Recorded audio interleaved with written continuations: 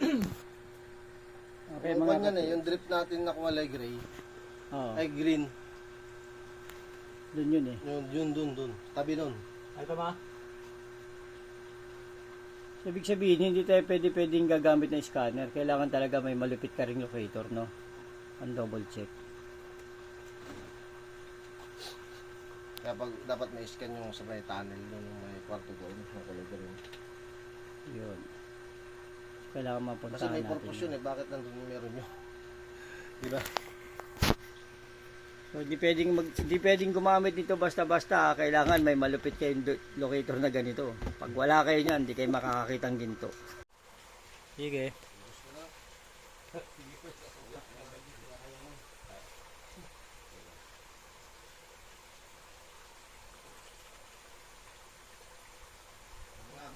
Dito na. So, dito na tayo harap. Bilis oh. Dito yung in-scan niya, di ba? Hmm. Yan, sa may bato, last. Tingnan natin kung anong mahagip nitong pre-telescopic antenna natin.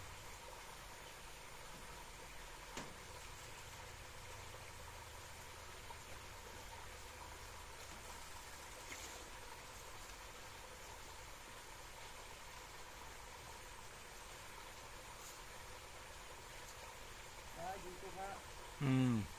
Dito siya nag-scan eh oh.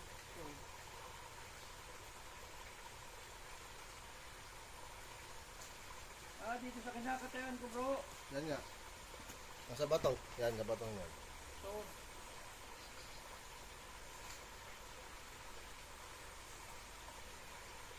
dito lang. Ito malakas oh. Okay. Na-double check natin ang locator. Question. Ayos. Yes.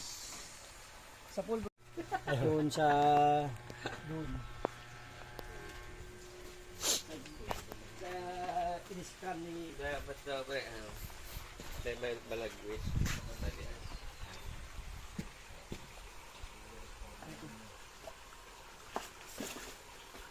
Wait. 2, 1. So tol, ito yung update natin Ito, hindi ko na activities lang muna natin ngayon ay i-scan yung yung nasa drip na ginagawa nila na bagsakan ng tubig. Ayaw na rin, katulad dito isa. So on natin to at i-choose Parang mas natin nahihirapan yung dun sa dun sa 3D ground scanning, enter. lalong hindi makahinga, tapos may bagong plastic. Okay. Yung bigay yung makina. Tapos dito tayo Kasi sa ito singawan yan eh. Sabi ko nga sa kanila, PVC. laptop. Luwaan na lang. Dikit lang. Pagka medyo nakadikit na dito, tsaka mo talian dito.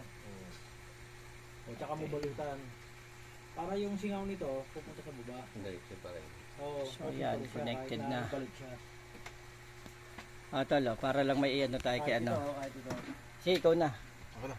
Hindi, ikaw na mag-scan doon. Alam mo na yan. Ano kasi doon? Nakaset up na to. Tingin ko lang. Kaset na, pipindutin mo lang bro. Pero mo, sunog na sunog yung plastic. Ay, mabuti mo nung dati na sako lang hindi na susunog yung plastic eh. Kasi nakakalabas-labas pa ng konti sa sako yun eh. Kasi plastic eh.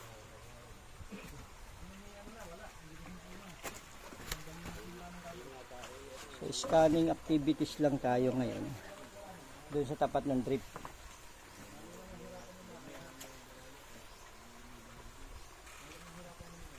Yan, okay na yan to. Labot na yan dyan.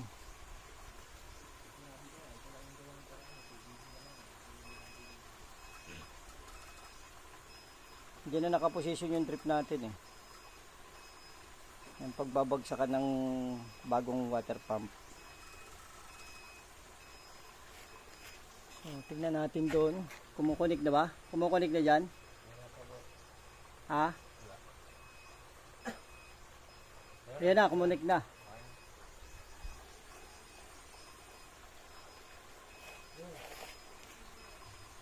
Okay, tingnan natin yung tingnan natin scan result.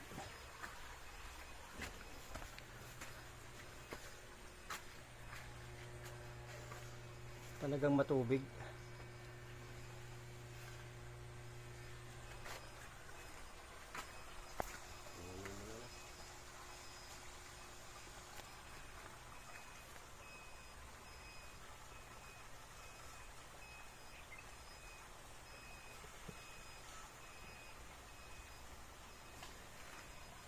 Okay, tingnan natin uli yung laptop.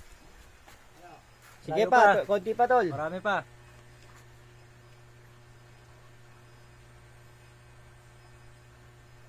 Yun, parang may tinamaan, nagbago yung kulay.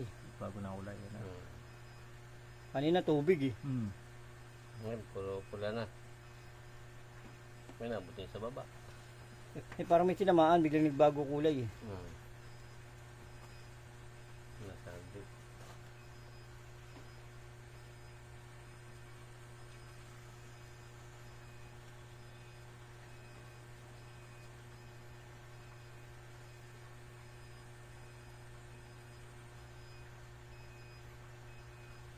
Ito yung ini-scan natin ngayon. Tol, yung ano, yung sa drip na paglalagyan natin ng relay, panibagong pump, pero may tinamaan kasi silang kaduda-duda kaya ini-scan natin. Sa baba na lang tol. Okay. na. So check natin kung anong nangyayari ditong anomalya. Tingnan natin kung anong anomalya nangyayari dito.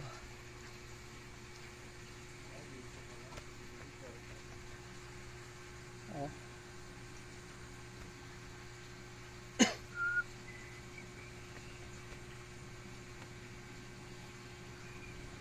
Sapul yung butas ah. Correct natin lahat ng ano values niya. Ayun oh. 2. Ayun tol oh. Ito yung butas natin oh. Ito. Dito ka nag-scan sa tabi ng ilog na to. Check natin dito. Sa cursor. Kung tatamaan. Ayun oh. O di lumabas ah. O isa. Ang gana na. O. Ito. Ayun oh. Sino mo sa 3D? Ito lang yung pinaka ano eh. Ito pagka sa legend to, pag may maditikan nito, solid na ganyan, metal yan. Ito, mineral to Mineral. eh. Tapos ito, lupa to. Ito yung butas natin oh. Dito siya nag-scan sa tabi ng ilog eh. Ito yung butas natin oh. Papakita ko. Ayan yung butas oh. At yung butas natin na yun, yung kulay blue. Yan. Tapos dito siya nag-scan sa tabi ng ilog na yan. So ang result sa ano sa scanning ay ito nga. Accurate set talaga itong scanner na to. Ito yung butas oh. Dito siya nag-scan sa tabi ng ilog. Ito yung tinamaan. So naghukay tayo dito, nag-drip dito. Ito yung tinamaan. Meron talaga. Ilang lalim? Okay. Nag-request ng lalim. Dapat na eh. Uy, huwag ka mag 3D. Hindi ka na mag 3D, pawe. Kuhain daw natin ang lalim. Ito ay hindi accurate itong lalim ha. Estimated lang to.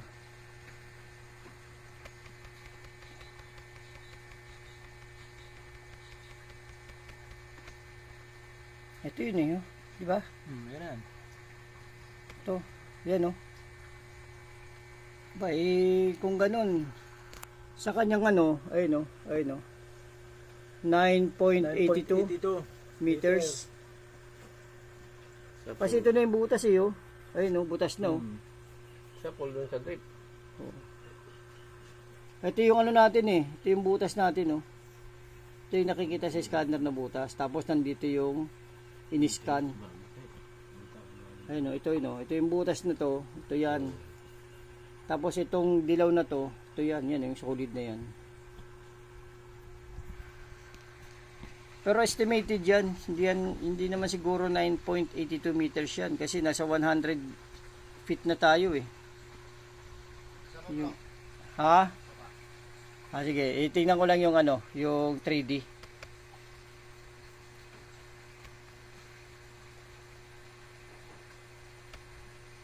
Ayan, butas natin yung tubig. Oo, yan.